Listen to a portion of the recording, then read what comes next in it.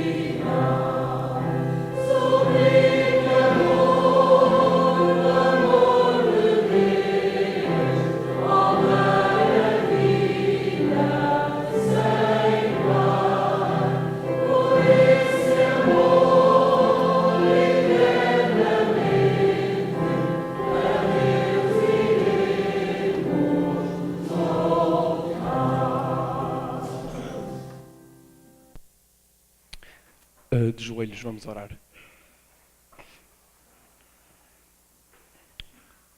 Senhor Deus e Pai, muito obrigado, Senhor, pelo dia que Tu nos estás a dar, Senhor, por nos teres acordado mais uma manhã para vir à Tua Santa Casa de Oração.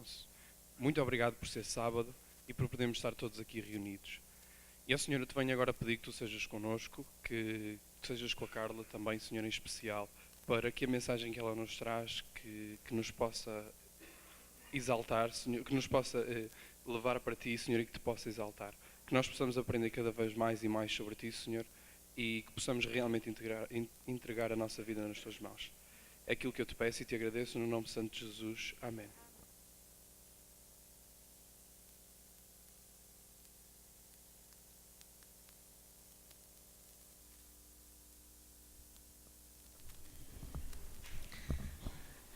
Ao cantar este hino, não é um hino que cantemos muitas vezes, mas eu não resisto a contar, uma vez quando estava no curso de doutrinas com o pastor Ernesto Ferreira, ele ao cantar a segunda estrofe, que diz que se o mar se transformasse em tinta, o céu se transformasse em papel, e tentássemos neles descrever o amor de Deus, nós daríamos fim ao mar.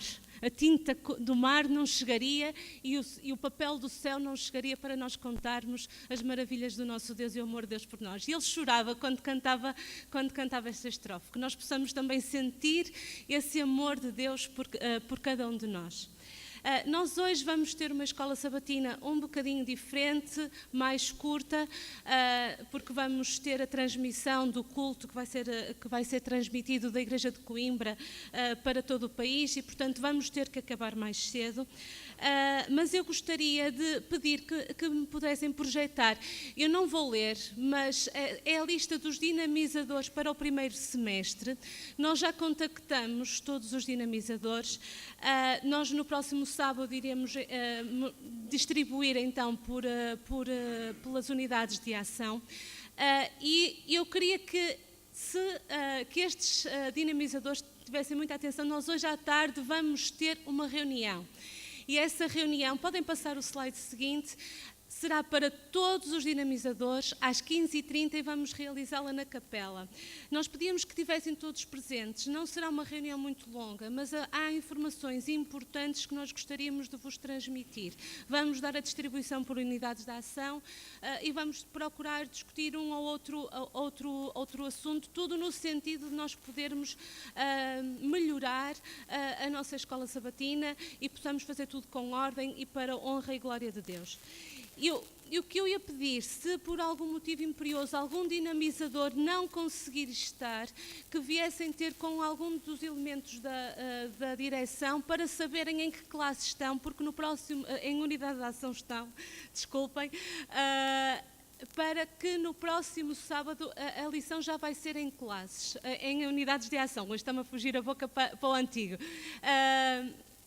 A próximo sábado, então, a lição será em unidades de ação e, portanto, todos os dinamizadores já deviam saber com quem estão, de forma a poderem combinar qual vai ser o dinamizador que vai dinamizar a escola sabatina no próximo sábado. Só gostaria, antes de passarmos então à recapitulação da lição, no último sábado nós falamos desta caixinha, nós colocamos mais algumas em cada unidade de ação.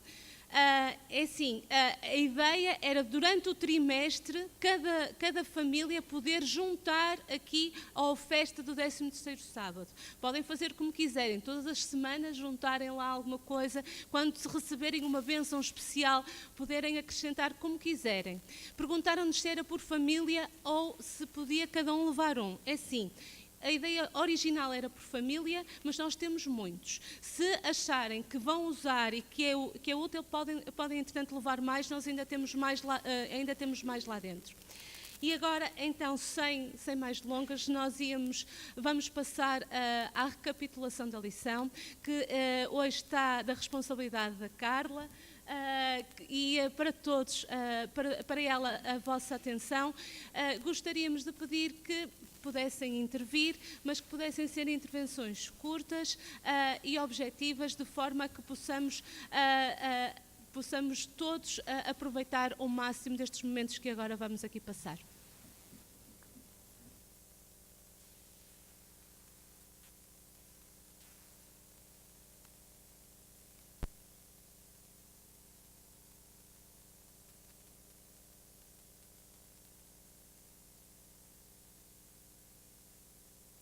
Muito bom dia a todos os presentes. É com alegria que revejo todos os meus irmãos e amigos esta manhã de sábado.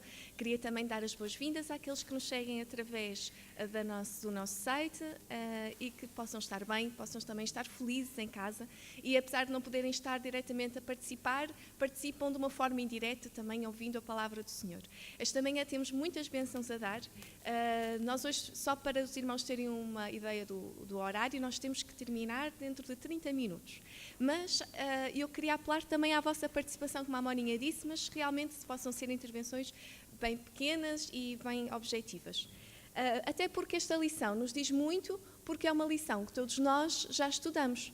É a base da nossa fé. Foi por aqui que nós começamos, quando começamos a fazer os nossos estudos bíblicos para o batismo, para aqueles que já se batizaram e para aqueles que ainda não se batizaram. É das primeiras coisas que nós também aprendemos, porque começa logo pelo início, começa pelo Gênesis, não é? E nós hoje estamos a estudar a crise no Éden. Semana passada nós falámos na crise que houve no céu e eu já estou a abrir a nossa Bíblia em Gênesis, no capítulo 2, e peço aos irmãos que o possam fazer também. Nós falamos semana passada como tudo era perfeito no céu e como Deus decidiu criar uma terra. E nós vemos que tudo era de tal forma perfeito e, no entanto, surgiu num ser perfeito o pecado. Esse ser perfeito, ele não estava feliz com a posição que Deus lhe tinha dado, apesar de ser a posição mais elevada junto dos anjos e logo abaixo da posição de Deus. Portanto, ele estava acima da maioria, só não era igual a Deus. E Deus tinha criado, ou tinha o propósito de criar a humanidade. E Satanás, Lúcifer, na altura, não estava feliz, porque não tinha participado nesse desígnio da criação do homem. Ainda por cima, um homem que iria ser feito à semelhança de Deus, apesar de que inferior aos anjos. E Lúcifer não ficou contente. Após a rebelião, a criação do homem, Satanás pediu, ele exigiu que tivesse o homem a possibilidade de escolher, de saber então a outra vertente. Havia uma outra hipótese no governo, ao governo de Deus. Havia a posição de Deus e um governo perfeito, mas que Lúcifer, Satanás, considerava que não era perfeito. Ele tinha uma segunda hipótese, ele tinha uma alternativa àquele governo. E ele pediu a Deus que desse a possibilidade de criar essa alternativa e de que o homem tivesse conhecimento da mesma. Então Deus, na sua infinita justiça e no seu infinito amor, criou Adão e Eva num lugar perfeito, numa terra perfeitas. E criou nessa terra e neste mundo perfeitos um jardim, mais belo ainda do que o restante da terra. E no centro desse jardim, que era o lar de Adão, colocou duas árvores. Colocou a árvore da vida, que era a árvore da qual Adão e posteriormente Eva se deveriam alimentar para ter a vida eterna, e colocou do outro lado a árvore da ciência do bem e do mal, também conhecida como a árvore do conhecimento, e colocou uma ordem para que aquela árvore não fosse comida. É muito interessante porque nós, quando falamos da criação, e para aqueles que estão em casa e para aqueles que ainda não se batizaram e que estão aqui connosco esta manhã, nós acreditamos efetivamente no relato de Gênesis 2 e 1, de que a Terra foi criada em 7 dias literais. Nós acreditamos efetivamente que a cada dia Deus, com o seu poder infinito, que para nós é transcendente, colocou e criou algo diferente nesta Terra. E quando Deus criou, Ele disse que tudo era bom. Deus criou cada coisinha, cada árvore, cada animal, cada planta, cada ser, e disse que era tudo muito bom. E Deus abençoou essa sua criação. Ele abençoou primeiro os animais e todas as criaturas e disse que elas deveriam o quê? Multiplicar-se, frutificar, multiplicar-se e deveriam ocupar então a terra. Deus criou o homem, criou Adão e de Adão criou Eva e também lhes deu uma ordem de frutificar e multiplicar-se. Mas a eles deu-lhes uma especificidade. Eles não só deveriam multiplicar, mas eles deveriam também dominar sobre a terra. Eles deveriam ser regentes da terra, deveriam ser administradores. Eles eram representantes do Deus na terra. E por fim Deus criou o sábado e também o abençoou. O dia que foi separado, não criado o homem não foi criado para o sábado, mas o sábado foi criado para o homem, para que o homem pudesse ter a oportunidade, nesse dia, estar com Deus e comungar com Ele. Sabem que tudo foi criado de uma forma extraordinária e quando Deus autorizou que Lúcifer tivesse acesso ao homem, era apenas num único e específico lugar, que era na árvore da ciência ou do conhecimento do bem e do mal. Só ali, naquele lugarzinho, é que Adão e Eva poderiam ter acesso a Satanás e vice-versa. No restante, Satanás não tinha livre acesso a toda a terra, não poderia vaguear, andar na terra livremente. Não, era só naquele local. E por isso Deus, quando disse, de toda a árvore de fruto vocês irão comer, podem comer, exceto de uma. Desta árvore vocês não devem comer, e Deus foi mais além, porque muitas vezes quando nós somos pais, somos tios, nós damos algumas ordens aos nossos sobrinhos, filhos, o que for, e dizemos, não faças. E às vezes não justificamos, mas Deus justificou. Ele disse, não façam isso, porque senão vocês vão morrer. Só que muitas das vezes, quando nos dizem para nós não fazermos uma coisa e nos tiram uma coisa pequenina, nós achamos, que injustiça. Porque nos tiraram esta coisa pequenina e não pensamos nas outras imensas coisas que temos. Deus vedou-lhes uma árvore. E, no entanto, eles tinham milhares e milhares de árvores, quilómetros e quilómetros de extensão de terra para andar, lugares lindos para visitar. Havia só um lugar. E poderia até parecer, mas tiraram-nos um lugar. Mas não. Pelo contrário, Deus não vedou aquele lugar porque queria reter para si. Apenas porque Deus queria fazer uma coisa. Ele queria testar Adão e Eva. Ele disse que não deveriam comer porque iriam morrer e disse que também não era bom que eles andassem sozinhos. Porque sempre que estamos juntos, e por isso nós nos congregamos como igreja, porque quando estamos juntos somos mais fortes na nossa fé, e eles também, enquanto família, estavam juntos para serem mais fortes na sua fé. Mas Deus colocou-lhes um teste, que era aquela árvore. Porquê é que Deus testa o homem? Ali a Raquel, não sei se há um... Porque o criou livre. Muito bem.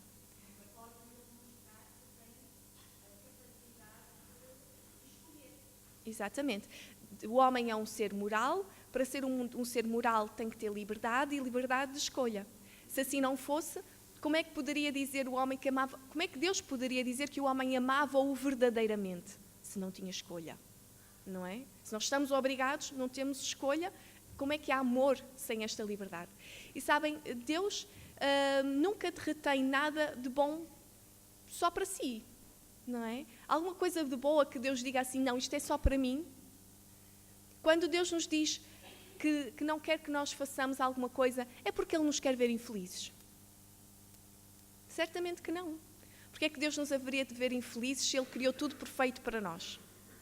Quando Deus criou a terra, Ele criou tudo através de uma separação. A lição fala-nos sobre isso. Criou de um lado luz, do outro trevas, criou o mar, criou a terra, criou as águas de cima, as águas de baixo, separou as árvores daquela árvore. Deus colocou logo tudo muito evidente e colocou este teste para que Adão e Eva pudessem demonstrar, na sua liberdade de escolha, pudessem demonstrar o serviço à vontade de Deus, pudessem servir livremente, estar com Deus, porque realmente assim o desejavam.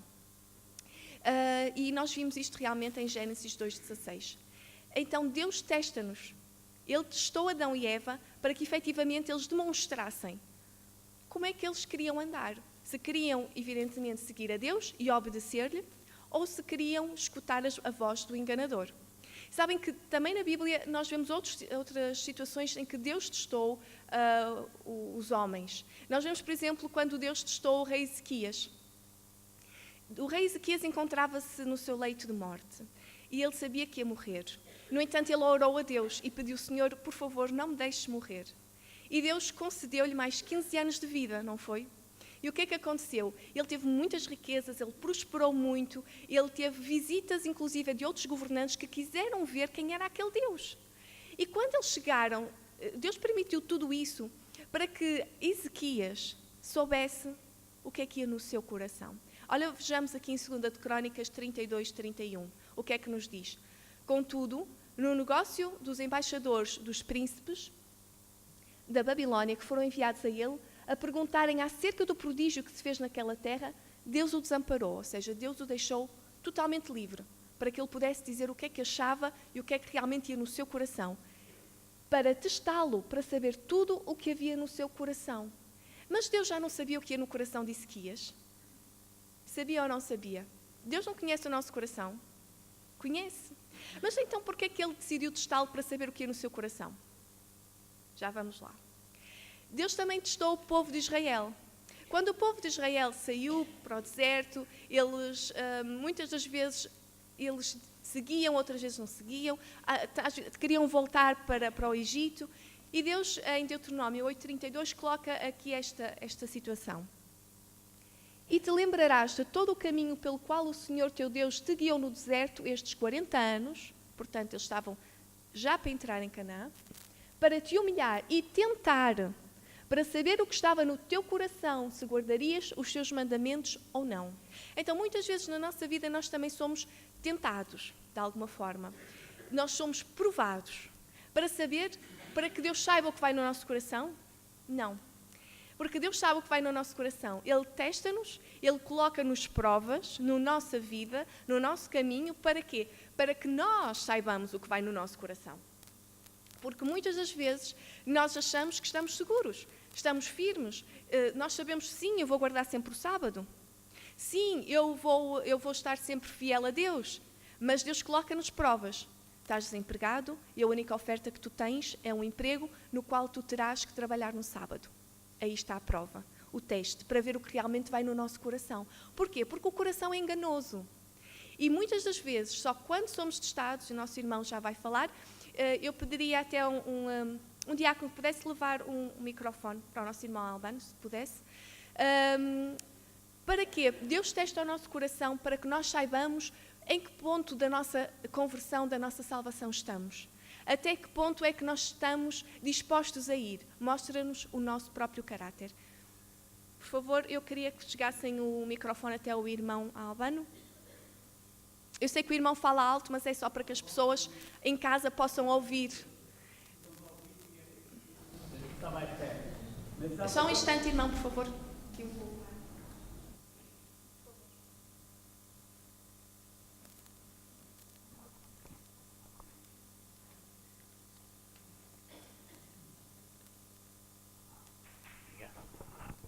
Bom, obrigado, bom dia. Nada, obrigada. Eu desejava muito só retificar aqui um bocadinho esta parte do teste. É que, primeiro, todos que estão aqui dentro têm que ter consciência de que estamos a viver no meio de um grande conflito. E isso tem sido esquecido. É verdade. Nós pensamos que vivemos à nossa vontade, como nos apetece, mas todos os dias nós estamos a ser testados. Não porque Deus nos teste, mas permite que Satanás nos teste. Esse é que é o problema. Ele permite, aconteceu-me isto, o Senhor parece que abandonou. Não abandonou, não. Ele quer é que tu abandones o que te sai impedir. E quando falou do sétimo dia, da bênção sobre o sábado, só falou que abençoou o sábado. Mas tem outra palavra à frente que esquece muito hoje. Santificou tão bem o dia de sábado. Irmãos, nós precisamos muito, eu digo a verdade, nós precisamos muito discutir dentro desta igreja, dentro de cada um de nós, dentro de nós mesmos, o que é santificar o dia de sábado. E eu queria muitas vezes alertar para isto, mesmo para a nossa presença aqui, mesmo para a hora em que chegamos, mesmo como é que estamos aqui na casa do Senhor, muitas situações. O que é santificar o dia de sábado? São 24 horas, não são 2 horas e meia que estamos aqui de manhã no sábado. Há muita coisa em que nós estamos a ser testados. E se queremos servir ao Senhor de verdade, nós temos que estar atentos a este tremensário e à meditação matinal, que eu não dava valor àquele título, mas estou a dar um valor extraordinário. Precisamos lembrar-nos a cada momento que existe um Deus no céu. Mas há um Deus no céu. E nós precisamos ter a consciência aqui dentro, na nossa vida diária, em tudo quando estamos a ser testados, que há um Deus no céu. Exatamente. E nós estamos a ser testados em muitas coisas, meus irmãos, hoje. Ele está terrivelmente assanhado conosco. Ele não nos pode suportar, o diabo, não nos pode ver. E se Deus permitisse, ele desfazia-nos a todos. Por isso nós estamos a viver sob um barril de pólvora. Muito cuidado, se queremos ter a certeza que vamos estar com Cristo na eternidade, temos que ser santos aqui, já. Ninguém entra, ninguém é santo no céu se não for santo aqui na terra. E isto temos de meter na nossa cabecinha, por amor de Deus. Temos que meter isto na nossa cabeça e ter muita consciência de que nós estamos no meio de um conflito terrível. Ele afastou-se de cena, não aparece, não se manifesta, agora já não cai em ninguém, nem dentro da igreja adventista, nem em lado nenhum. O diabo desapareceu. Para quê? Para daqui a bocado se a manifestar como o Rei dos Reis, o Senhor dos Senhores, para enganar o mundo. Ele não sabe fazer mais nada senão enganar.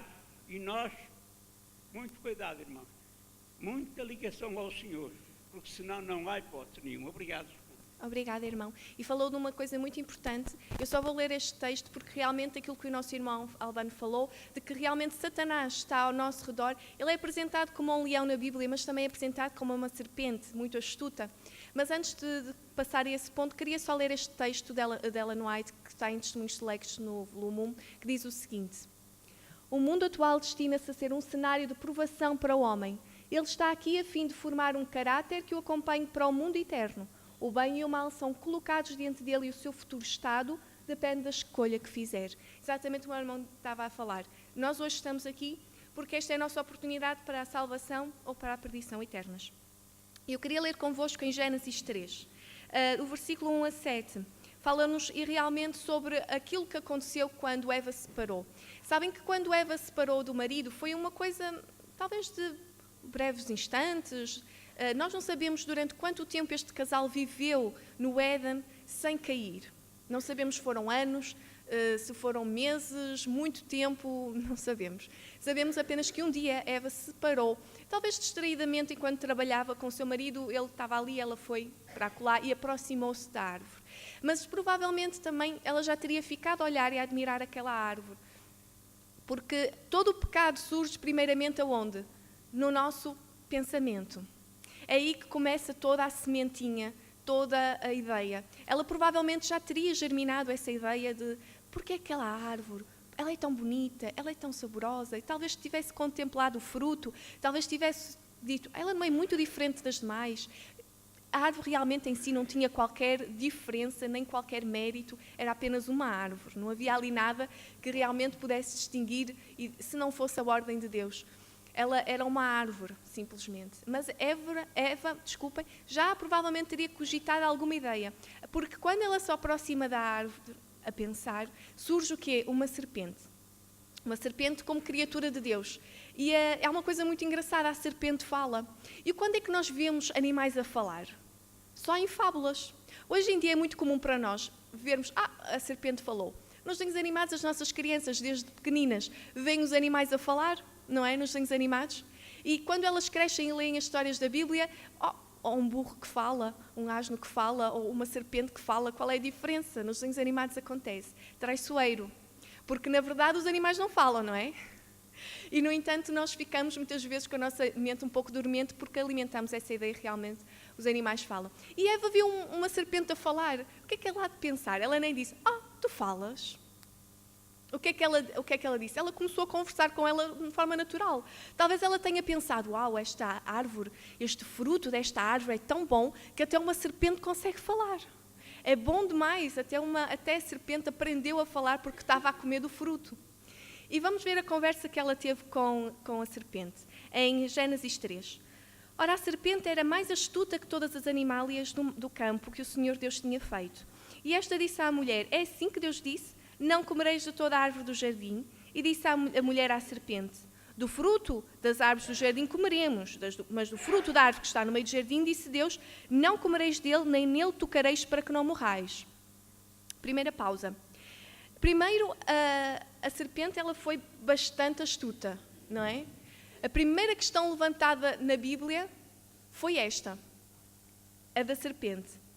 Foi assim que Deus disse? Não comereis de toda a árvore no jardim? E a serpente era tão astuta, ou melhor, a serpente é apenas um veículo, um canal que Satanás usou para que fizesse passar a sua mensagem, não é?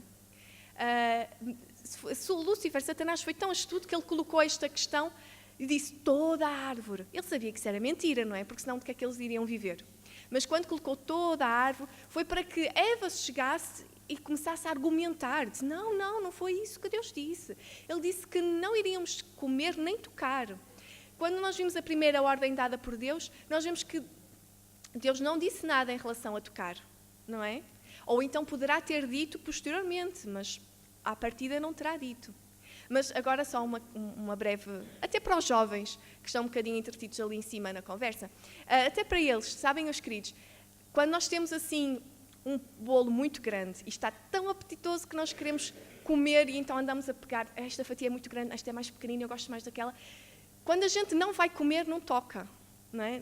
Na maçã, na fruta, não andamos a tocar em tudo se não vamos comer. E às vezes nós também no namoro devemos ter assim um bocadinho de cuidado no que tocamos, porque se não é para ir para a frente, mais vale não tocar demais.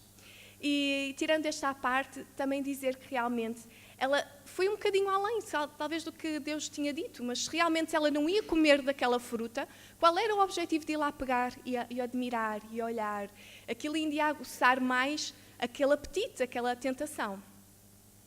E continuando, ela entrou, portanto, numa conversa argumentativa com a serpente. E ela disse, então a serpente disse à mulher, certamente não morrereis. Porque Deus sabe que no dia em que dele comerdes, abrirão os vossos olhos, sereis como Deus, sabendo o bem e o mal. E vendo a mulher que aquela árvore era boa para se comer e agradável aos olhos, e árvore desejável para dar entendimento, tomou do seu fruto e comeu, e deu também a seu marido, e ele comeu com ela. Então foram abertos os olhos de ambos, e conheceram que estavam nus, e cozeram folhas de figueira e fizeram para si aventais. Como é que foi as táticas que Satanás usou para tentar enganar Eva? Primeiro, colocou uma falsa questão. Levantou dúvidas na mente de Eva.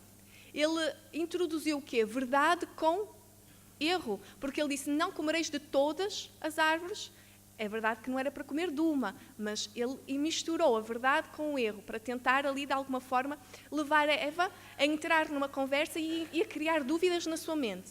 Satanás foi muito astuto, não é? Ele começou a ludibriar ali de tal forma a mente de Eva que, por acaso, levou-a à convicção de que realmente comer daquela árvore em si não teria qualquer mal, não traria qualquer consequência e que, portanto, ela não correria qualquer perigo em comer da árvore. Mas, ao fazer isso, não é pelo que ela comeu, é pela desobediência que ela incorreu.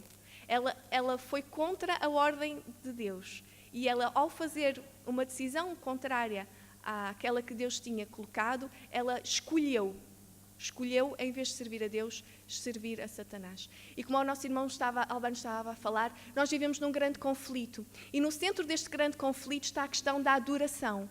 Quem é que nós vamos servir? Só podemos servir a dois senhores, ou a Deus ou a Satanás. E tudo aquilo que não seja direcionado para a adoração a Deus, ou esteja voltado para nós, para a adoração ao nosso eu, para a exaltação da nossa vontade, culmina na adoração a Satanás. Portanto, nós temos de ter muita atenção, porque tudo o que tem a ver com o grande conflito está centrado no problema da adoração.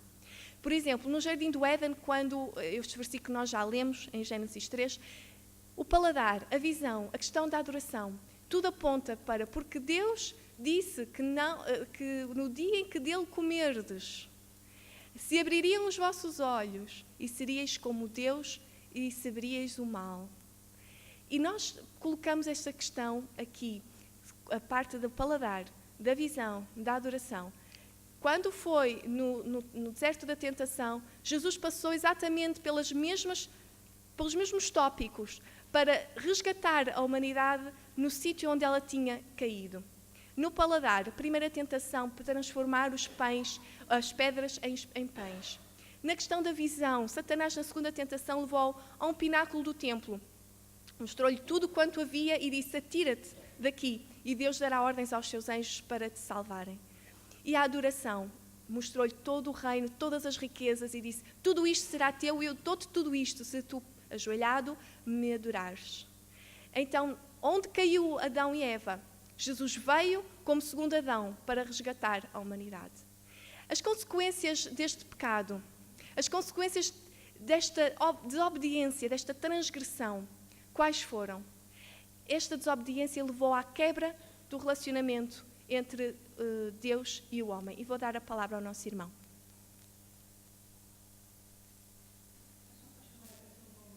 De Jesus, que estão no livro de São João, em que ele diz: aquele que tem os meus mandamentos e os guarda, esse é que me ama. E o que me ama será amado do meu Pai. E nós viremos para ele, faremos nele morada. Portanto, assim como Eva não guardou os mandamentos de Deus, também os homens agora certamente não guardam. Porque se guardarem, o Senhor Jesus diz: nós viremos para ele, faremos nele morada. E eu também o amarei e me manifestarei a ele. De maneira que se há alguma dificuldade na igreja, é porque nós estamos a acatar aquilo que Deus disse. E Jesus disse assim: se vós guardares os meus mandamentos, como eu tenho guardado os meus mandamentos do meu Pai, é preciso ter em consideração que há os mandamentos do Pai e os mandamentos de Jesus. Aquilo que Jesus disse são uma série de recomendações. E uma das quais é: estei em mim e eu em vós, porque sem mim nada podeis fazer, porque com um diabo como esse ninguém resiste, só em Cristo. Exato. Realmente existem os 10 mandamentos. Eles não são uma divisória, uma limitação, uma clausura na nossa vida. Os 10 mandamentos servem exatamente para o oposto. Não é para nos aprisionar, mas para manter de fora o mal. Não é que nós estejamos presos cá dentro. Ele está a livrar-nos do mal. E os 10 mandamentos servem exatamente para isso. Não para que nós nos sintamos obrigados, constrangidos, forçados, limitados a fazer uma coisa, mas pelo contrário, eles livram-nos de tudo o que é mal e que nos pode levar para maus caminhos, para aquilo que aqui também nos diz a lição das consequências, porque os 10 mandamentos estão divididos entre relacionamento com Deus e relacionamento entre os homens. Os 4 primeiros têm a ver com Deus e os restantes com os homens. Com o pecado, com a entrada do pecado no mundo, o que aconteceu foi que Adão culpou Eva pelo pecado, não é? Quando Deus fez a segunda questão que se encontra na Bíblia, é Deus que vai e pergunta a Adão onde é que ele está. Nós vemos a primeira pergunta é Satanás a desafiar a palavra de Deus e a segunda é Deus à procura do homem. E tem sido sempre assim ao longo de toda a humanidade. Satanás leva-nos ao pecado e Deus vem nos buscar. Foi o homem que se afastou de Deus e não Deus que se afastou do homem. E Deus faz constantemente esta tentativa de nos alcançar. Sempre que nós estejamos dispostos, Deus está também disposto para nos perdoar. E a consequência do pecado foi que Adão culpou Eva. E no fundo culpou foi Deus, porque Deus é que criou Eva. Portanto, Senhor, eu pequei porque eu culpei tua. Eu estava tão bem e tu criaste a Eva. E Deus pergunta a Eva: Eva, qual é a tua desculpa? Então foi a serpente, Senhor, mas a culpa é tua porque tu é que criaste a serpente. No fundo, nós culpamos sempre Deus. E quando acontece alguma coisa má na nossa vida e nós vemos tantas catástrofes, é que nós dizemos: Senhor, porquê é que tu permites isto? A culpa é sempre de Deus, nunca é nossa, nem das nossas escolhas, não é verdade?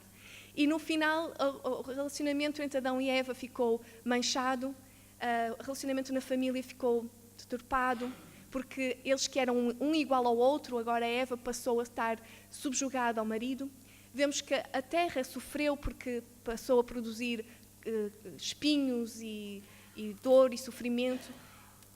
Também a morte que foi trazida. Eva passou a ter dor no parto. Todo o alimento foi passado a ser retirado da terra com dor, com esforço. Tudo por causa deste pecado, estas consequências que foram trazidas. Deus chama o homem ao arrependimento e leva-o a reconhecer a sua transgressão e desobediência. Este é o primeiro passo para o perdão. Todo aquele que quer ser perdoado, porque esta é a grande lição. Já no Éden nós vemos esta grande lição. Deus chama o homem para o arrependimento e Ele quer que o homem receba o seu perdão. E o perdão está à mercê de todos nós, irmãos. E é esta a mensagem que a Escola Sabatina nos quer trazer esta manhã. É verdade, nós caímos, a humanidade entrou em pecado por causa da sua desobediência, mas existe um caminho para a salvação, para o arrependimento. E passa por esta confissão do pecado, pela reconhecer que realmente fez mal. E Deus, já no Éden, mostrou então que, devido a este arrependimento, Ele iria colocar um substituto para a morte, para morrer em nosso lugar, para que nós não tenhamos que sofrer a última morte. E esse substituto foi-nos trazido através do Cordeiro, que simboliza Cristo. E voltamos então ao verso áureo desta lição, em que Deus faz a primeira grande promessa da Bíblia. E porém inimizade entre ti e a mulher, e entre a tua semente e a sua semente, esta te ferirá a cabeça e tu lhe ferirás o calcanhar. A primeira promessa, a grande promessa, a promessa de toda a Bíblia, aquela que se repete infinitamente até chegarmos ao Apocalipse. O grande conflito existe, mas o grande conflito já está vencido, porque Deus prometeu desde o início que Satanás nos ia ferir o calcanhar, a pontinha ali de um pé, mas que Deus iria esmagar a sua cabeça e o mal nunca mais voltaria a se levantar. No deserto, Moisés teve a necessidade de colocar uma serpente numa vara para que quando apareceram aquelas áspides que picavam e matavam toda a gente, eles pudessem olhar para aquela vara, para aquela serpente e pudessem reconhecer. Não naquela serpente um objeto de culto, não naquela serpente algum mérito ou algum louvor, alguma razão para a cura. Aquela serpente era uma serpente morta. E sabem, os pastores no deserto fazem muito isso, porque quando se mata uma serpente, é preciso esmagar-lhe muito bem a cabeça, porque ela poderá depois picar ainda alguém. E normalmente eles picam a serpente e levam-na para a enterrar noutro lugar, porque a serpente, apesar de morta, ainda contém o veneno. E se algum animal se aproximar e se picar numa das presas da serpente, poderá continuar e poderá morrer. E eles levam essa serpente morta. E era isso, aquela vara que Moisés tinha era uma serpente morta. Aquilo não era o símbolo para que se adorasse uma serpente, não, era para mostrar que a serpente estava derrotada. E todo aquele que olhasse para a serpente derrotada saberia que quem a derrotou foi Jesus. E esta é a nossa mensagem, irmãos. Por a inimizade entre ti e a mulher, não há possibilidade do bem e o mal se combinarem. E Deus já venceu este grande conflito. E a mensagem desta manhã, e aquela que eu quero deixar para vocês e para aqueles que estão nos a acompanhar em casa, é que Jesus já venceu este grande conflito, meus queridos, e nós apenas temos que aceitar esta salvação que Ele nos dá diariamente. Eu desejo a todos vós que possam continuar a estudar a lição desta escola sabatina, que apesar de simples, e que para a maioria é apenas uma repetição daquilo que já aprenderam há muitos anos atrás, quando entraram para a igreja, ela traz muitas verdades, verdades que nós temos que lembrar a cada dia. Realmente Jesus é o nosso grande Senhor, o Salvador, e que este ano realmente nos possamos lembrar que há um Deus no céu e, acima de tudo, um Deus que está connosco a cada instante e que nos quer dar a salvação. Obrigada.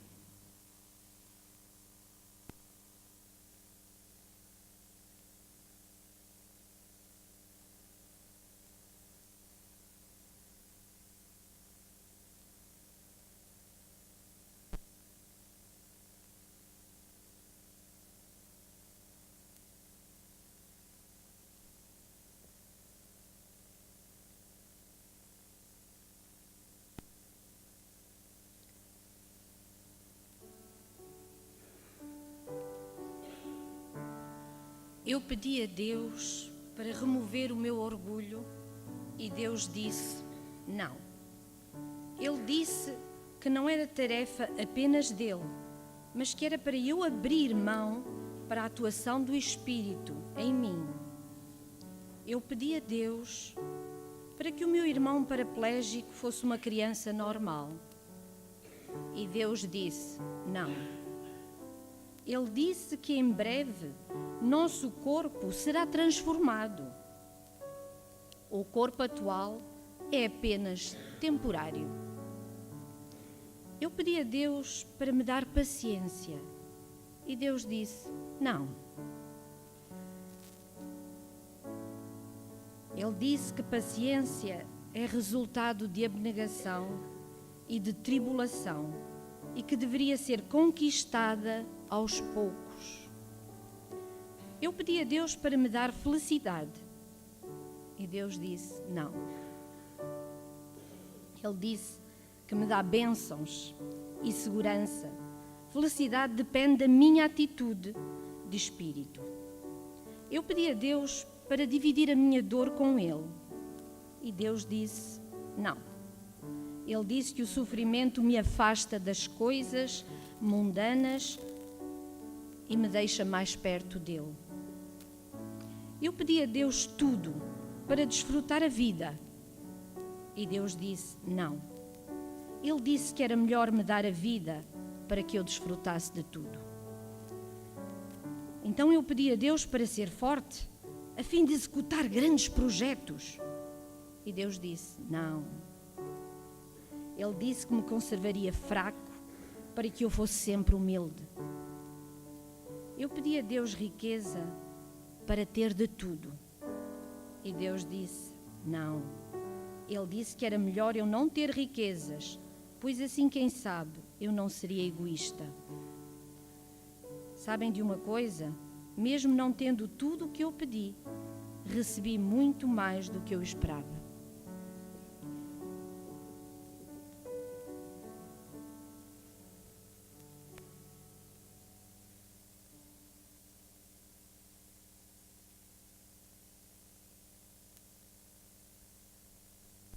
A Escola Sabatina, queria agradecer à Carla pela transmissão da lição e também por este momento tão belo, trazido-nos pela Raquel e também pela Alexandra.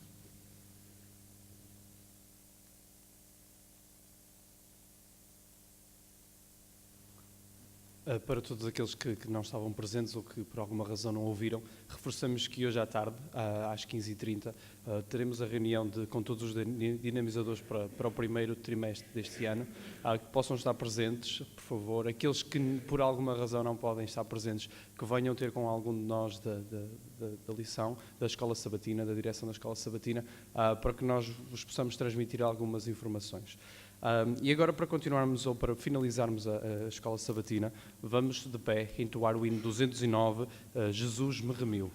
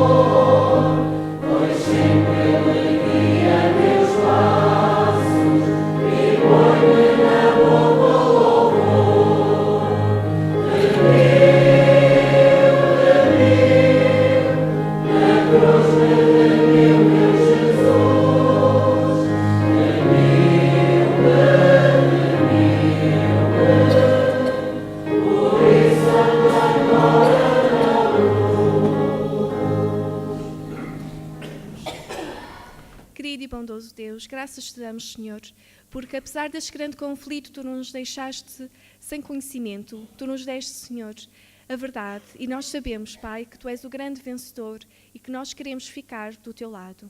Ajuda-nos, Senhor, cada dia, a cada instante, a decidirmos por ti, para ficarmos sempre, Senhor, do lado da parte vencedora. Dá-nos forças para resistir às tentações e dá-nos humildade para nos arrependermos sempre que cairmos. Te pedimos tudo isto em nome de Jesus. Amém.